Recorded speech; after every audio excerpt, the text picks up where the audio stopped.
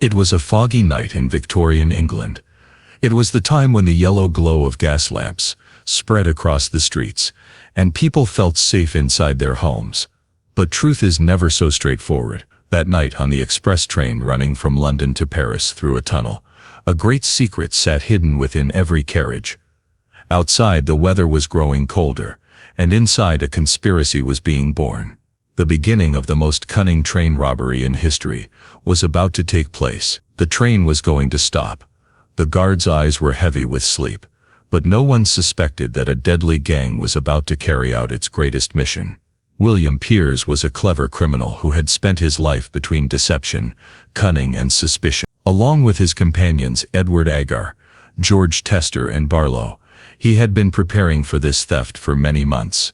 They had examined the process by which the railway system handed over valuables to the bank vaults, and had studied the security weaknesses along the hundreds of miles of route. Their eyes were on that delivery of gold worth PS 12,000, approximately $15,000, which in that era was considered the lifeblood of Britain's economy. In this 2-hour journey, amid the noise of the train, the echoes of the tunnel, and the darkness, such a plot was woven that it would shake Britain's law and order system for decades to come. The locks on the doors were strong, but the keys were in the possession of the very people who were thinking of deceiving the whole system today. When the train picked up speed, there was peace in one carriage. The rest contained the gold, and in William Piers's heart there was only one dream: to carry out Britain's greatest theft. In this untold story of theft, betrayal, and cunning, viewers will themselves find how a train journey in the grand era of Victorian England changed the fate of the whole of Britain. The system for transporting gold in Victorian England was extremely exciting and full of danger. In that period, gold transportation was done especially through banks and the rail network. Gold was sent from the central bank, the post office, or private banks in strong locked boxes via train. To open these boxes, 2 separate keys were required, and seals were often placed on these boxes so that witnesses and records existed for every transaction. Often, because such large transports of gold moved together, criminals kept their eyes on them. Victorian society was rapidly becoming commercial. Due to the Industrial Revolution, traffic between cities like London and Paris had increased. Britain's railway network was expanding fast, but security lagged behind these technological advances.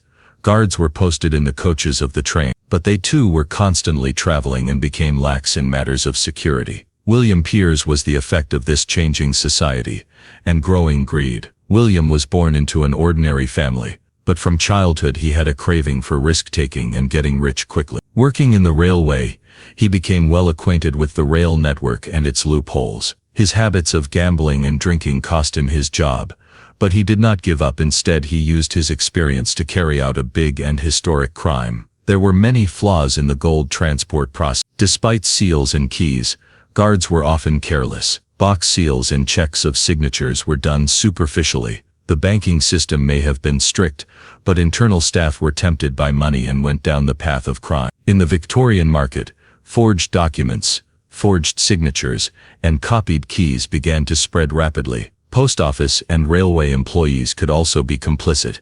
The Victorian banking and postal systems were considered trustworthy by the general public, but incidents of theft and fraud were increasing rapidly. Public trust in the police's credibility were gradually weakening. Respectability was highly valued in Victorian society, but the lure of money was hollowing out this newly formed order from within. Modern detective techniques were indeed beginning in the Victorian police, but a gap remained between the public's trust and the police. Often the police could not catch major crimes in time because of their limited technical knowledge and old-fashioned investigation methods. That was why public sentiment was also changing. On one hand, Victorian morality; on the other, rising crime and deception. Amid all this, criminal syndicates and logic-driven criminals like Piers continued to exploit the system's weaknesses. The glitter of Victorian England hid this truth. Where large trains carried gold, that gold's security, its seals, locks, and the third eye was the only thing it relied upon. It was in this setup that the famous gold robbery of 1856 was about to occur, about which people still talk today. William Piers's gang was, in real terms, the finest mixture of professional criminals in Victorian England. Piers himself was a former employee of the Southeastern Railway, SER, who had been dismissed from his job because of his gambling addiction and bad behavior. His specialty was understanding the internal system and connecting people. Edward Agar was the gang's most dangerous and clever burglar and safecracker, a professional thief. With years of theft experience and foreign expertise, his special skill was making duplicate keys from impression. George Tester was a railway clerk and assistant to the superintendent, who had full knowledge of the shipment of valuables and the guard's duties. James Burgess was a quiet, honest-looking guard, who often guarded those trains in which gold was sent. Inside the gang, their relationship was based on work and trust. Piers's bold and frightening manner bothered some people, but his steely plan was carried out with technical cunning. Tester's insider information and Burgess's advantage of being on duty, used in an organized way. Agar and Piers sat together and made the plan, an inside job in which a duplicate key was taken from Tester using a wax impression, and Burgess ensured the timing of the guard's duty. The preparations for the theft continued for many months, extracting schedules, train timings, and guard duties from the clerk. Then Piers and others went to survey the rail route many times to find where and when carriages could be opened. Arrangements for scales to know the box's weight, and hiring a skilled locksmith to make forged keys were the next step. Lead shot was melted and prepared into small pieces, so that when lead was placed inside the box to match the weight of the gold bars, from the outside the weight would appear the same and no difference would be noticed. Their formula was to scrutinize every routine in detail so that the weakest link could be chosen. During the planning, another important aspect was forged documents and signatures. Testers, with the help of forged signatures and fake imitations of the safe seals, which were usually checked only at a surface level. The system was deceived. Burgess hid all the necessary items in the guard's van of the train, from tools to lid, scales and bags. On the day of the theft, Agar carefully removed the rivets of the box and exchanged the gold with lead. Then he reattached the seals and rivets.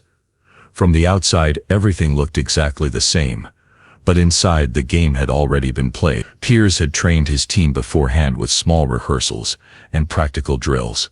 Agar and Piers took help from local forgers and unethical locksmiths.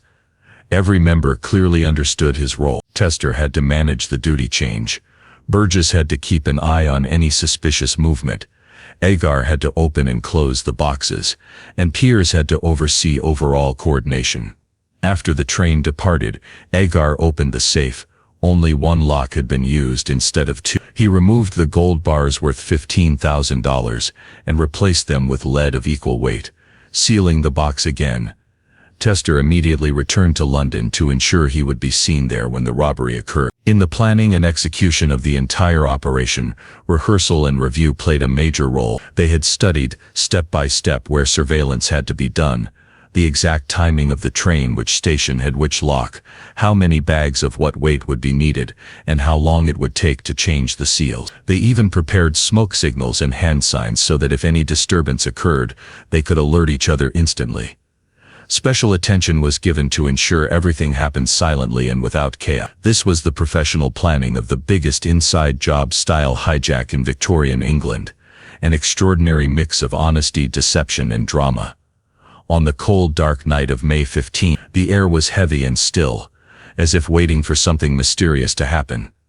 The noise of the train, the movement of passengers, and the sharp eyes of the guards peering into the darkness all made that night different from the usual. William Piers and his team, who after months of preparation were about to take the final and most dangerous step of their plan, stood calmly in their positions.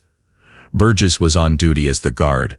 Tester was stationed on the platform, Agar was hidden inside the train, and Piers in his carriage waited quietly. As the journey began, the story started to take shape in the shadows. The moment the train left London Bridge, Agar went to work. The railway safe that contained $15,000 worth of gold had to be opened. The safe had two locks, requiring two keys, but Agar discovered that often only one lock was secured. Using the duplicate key he had made from a wax impression, he unlocked it, then removing the iron bands that held the box, he started taking out the rivets carefully. While removing them, he made sure to minimize scratches or marks that could raise suspicion. Inside, he carefully took out the gold.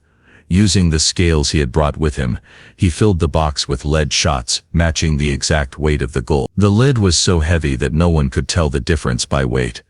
He resealed the box using a wax seal he had made himself, which looked exactly like the official one, but was much finer in detail. Agar worked so efficiently that he completed his task before the train reached the next station, Red Hill. As soon as the train reached Red Hill, he had to hide so the guard would not become suspicious. At Red Hill, Tester took the bag containing the gold from Agar, so he could return to the office and prepare an alibi. Piers also came out of his carriage and went to the guard's van to join in with the rest of the stolen goods. The remaining gold was exchanged with lead in the same manner. The whole process took place over a journey of about 35 minutes. From his hidden position, Agar steadily replaced all the gold with lead shots, working with great balance between safety and speed. After that, he reattached the rivets to the boxes and replaced the inspection seals used during security checks. Despite the tight schedule, the thick evening darkness, and the guards' constant rounds, the gang silently completed the robbery. Agar worked inside the train with immense patience, so that no sound would be made. Piers kept watch outside, ensuring no suspicious activity could be seen. Burgess constantly kept a sharp eye under the guards' area. Tester had arranged the schedule in such a way that no one would interfere with their work. The train's speed, the movement of passengers, and the length of the journey all worked in the gang's favor. When the train approached Dover station, Piers and Agar had hidden the courier bags containing the gold beneath their coats. They stepped out of the guard's van and moved to the main passenger area, carrying their carpet bags. Now came the biggest challenge to get the stolen gold out safely. Their cleverness lay in their calm demeanor and the bulky bags that raised no suspicion. Agar passed through the memorized routes and sent the outer boys to deliver the gold. They carried small forged seals and documents that helped them verify that the goods were being moved under official approval. The gold was divided into parts so that if anyone got caught on the way, the loss would be smaller. The gold bars were quickly melted and converted into American gold eagles, which could be easily sold later. Some of the gold was melted immediately and turned into cash. When the train left Dover station and began its return journey to London, Piers and Agar officially completed their trip. Agar threw away all the used keys, tools and lead shots in his hiding hole. For any unexpected interference or suspicion, they had preset signals. Burgess would instantly inform Piers if anyone approached suspiciously. Keeping any kind of movement hidden was the soul of this operation. As the train crossed the English Channel on its way to Paris, no one had yet discovered the theft. The police and railway officials couldn't believe such a large-scale robbery was even possible. The fear, thrill, and precision involved in this highly advanced operation were handled with perfect strategy. The art of opening safes, removing gold, and replacing it with lead shots had become so flawless through rehearsals that no one suspected a thing. After this grand theft, about 224 pounds, around 102 kilograms of gold had disappeared, valued at approximately $15,000 at that time, worth millions today. The entire team completed this operation successfully without any violence or injury. This was the vivid tale of Victorian England's most intelligent, most silent, and most perfectly executed train robbery. An extraordinary display of inside job tactics and habitual perfection. The movement of passengers and the length of the journey, all of it worked in the gang's favor. As soon as the robbery was over, William Pierce and his team took their first step. The very first thing they did was to hide the stolen gold in a safe place and prepare a roadmap to sell it as quickly as possible. Agar cut the stolen gold bars into small pieces and converted them into American gold eagles so that they could be easily sold in the market. Pierce immediately took these American gold eagles to a money changer to convert them into cash. They exchanged as much as possible into cash quickly so that during the search, it would not cause trouble. Agar and Pierce hid most of the gold in Cambridge Villa and some in remote hideouts. They were planning with such caution that even if discovered, it would be difficult for the police to reach their hideouts. When the British police and insurance companies received the news of the theft, they were deeply concerned. The next day, when the bullion delivery reached the family company in Paris, everything seemed normal in Europe. But when the boxes were weighed, there was a significant difference. When the boxes were opened at the Paris house, the shocking truth was revealed. There was lead shot instead of gold. This news created panic among the British Railway Company, the South Eastern Railway, SER, and the insurance firms. Beyond financial loss, The success of the theft had also shaken public trust. Everyone began blaming and accusing one another. On one side was the British company, and on the other, the French authorities, arguing over where the theft had actually taken place. After the incident, strict investigation began at the railway stations and offices. Railway clerks, guards, and employees were questioned. But in the early stages, no solid evidence was found, because keys were used to open the boxes, and there was no sign of disturbance. Suspicion slowly started turning toward the insiders. It began to seem like an inside job. The investigation expanded toward those railway employees who had keys and access. Meanwhile, pressure inside the gang was also increasing. Some members, due to lack of money and growing panic, began to make mistakes. Edgar's girlfriend Fanny K., who leaked secret information for money, gave the police crucial clues about the gang. This made the grip of the law even tighter around them.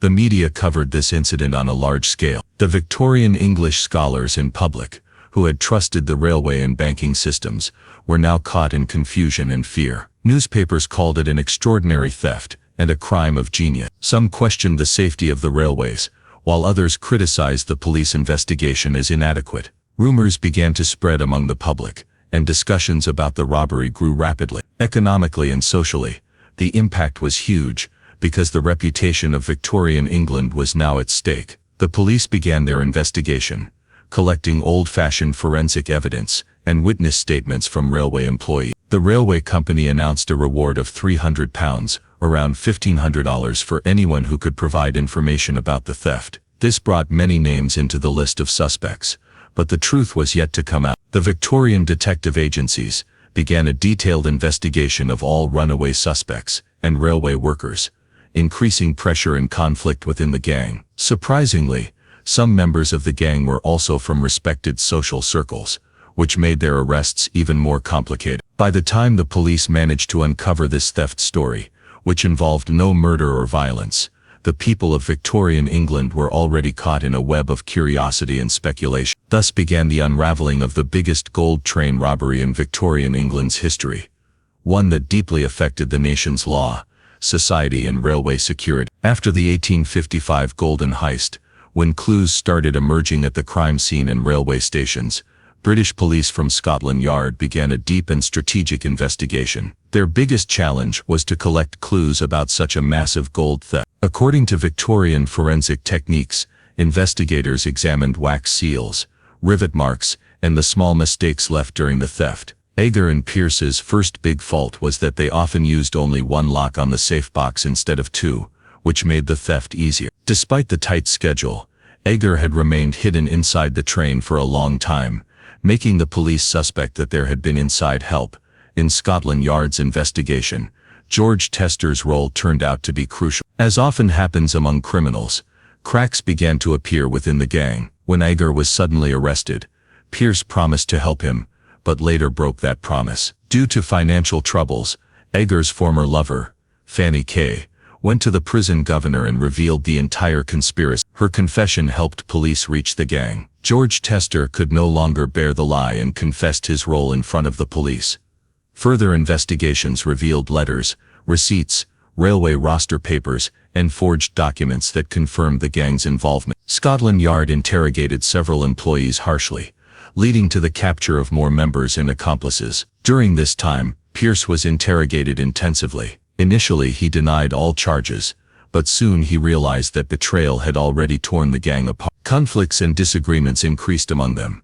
The railway department used both old and upgraded crime-solving methods, such as detailed witness statements, physical evidence analysis, and document comparison. In the Victorian era, manual forensic work like examining wax seal fragments, visual inspection of rivets, and tool mark analysis was taken very seriously. Scotland Yard detectives also studied the gang's behavior, their railway documents, and every small clue connected to the robbery. During the investigation, the Victorian investigative team also began to understand criminal psychology. Using Pierce's cunning mind and the conflicts between other members, they applied interrogation tactics effectively. Slowly, the gang members started breaking down, and the police uncovered the entire conspiracy. The Victorian detective agencies discovered in innovative ways that the theft's success had depended on infiltration and betrayal within the gang. The gold theft case remained a milestone in Victorian England's history of crime solving,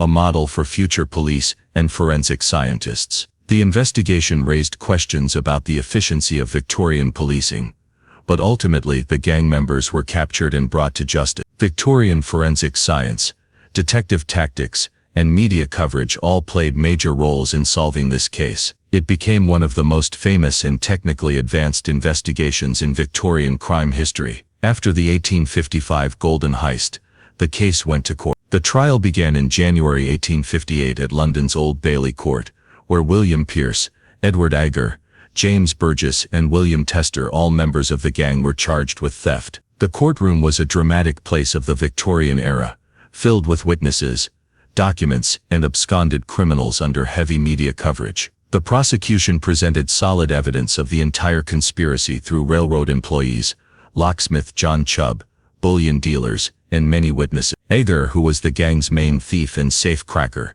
confessed to several of his crimes and described in detail how they broke into trains and stole the gold. The defense also made its arguments, but the Victorian court took Pierce and his gang's crime very seriously. Psychological assessments revealed that Pierce was deceitful, cunning, and opportunistic, driven by gambling addiction and frustration after losing his job. His desperation for financial relief pushed him toward crime, but his planning and methodical thinking made him a remarkable criminal. The court saw it not merely as a theft, but as a social and economic issue of Victorian England. After the judicial process, Burgess and Tester were sentenced to 14 years of penal transportation to serve in British colonial territory. Pierce was sentenced to 2 years of hard labor and 3 months of solitary confinement. Agar, who was a self-confessed criminal, was also sentenced. This decisive judgment shocked Victorian society as it revealed how deeply corruption and moral decay had spread. The media covered the theft and trial widely, and the story spread like wildfire across Britain. People saw it as one of the defining crimes of the Victorian era. Newspapers and magazines detailed every aspect of the plan, investigation and trial, captivating the entire nation. Public attention turned toward railway safety, and demands for stronger security grew louder. Historically, the impact of this heist was profound. After the theft, British railway companies began strengthening their security systems and transport regulation. Insurance companies developed stricter protocols for safety, and inspections of railway carriages increased. New luxury iron carriages and stronger locks were introduced, along with a reinforced double-key system. Victorian policing and forensic science also gained new insights from this case, which later benefited future crime control. This heist left a deep mark on Victorian England's economic, social and security structures,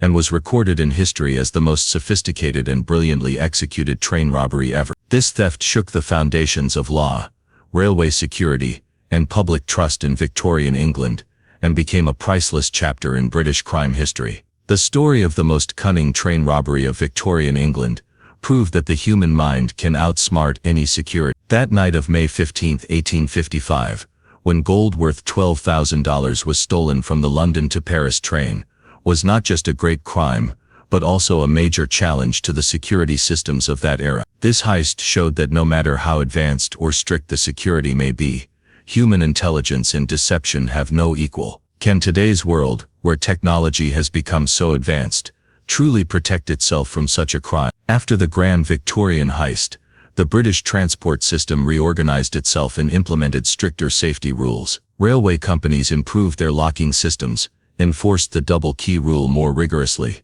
and increased employee screening and vigilance. Insurance companies also tightened their policies to reduce the chances of such thefts in the future. These reforms, inspired by Victorian England, remain a lasting legacy for transport safety even today.